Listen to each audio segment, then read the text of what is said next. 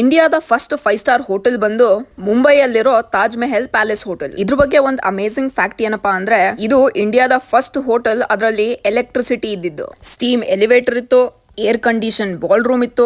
ಆ ಹಾಲಲ್ಲೇನೆ ಮಹಾತ್ಮ ಗಾಂಧಿಯಿಂದ ಹಿಡಿದು lord Mount baton ವರ್ಗುನು speech ಗಳು ಕೊಟ್ಟಿದ್ರು. ಈ ಪಕ್ಕದಲ್ಲೇ ಇರೋ ಗೇಟ್ ವೇ ಆಫ್ ಇಂಡಿಯಾಗಿಂತಾನು ಹಳೇದು ಈ ತಾಜ್ ಹೋಟೆಲ್. ಆ ಟೈಮಲ್ಲಿ ಈ ಹೋಟ್ಲು ಕಾಸ್ಟ್ ಬಂದು 10 ರೂಪಾಯಿ ಪರ್ ನೈಟ್ ಇತ್ತು. ಅಕಸ್ಮಾತ್ ನಿಮ್ಗೆ ಫ್ಯಾನ್ ಇಲ್ಲ, ಅಟ್ಯಾಚ್ ಬಾತ್ರೂಮ್ ಬೇಕು ಅಂದ್ರೆ 13 ರೂಪಾಯಿ ಇರ್ತಿತ್ತು ಪರ್ ನೈಟ್. ಆದ್ರೆ ಇವತ್ತು ಅದೇ ಹೋಟ್ಲಲ್ಲಿ ಲೋಯೆಸ್ಟ್ ಕಾಸ್ಟ್ ರೂಮ್ ಬೇಕು ಅಂದ್ರೆ 33,000 ಪರ್ ನೈಟ್ ಆಗುತ್ತೆ.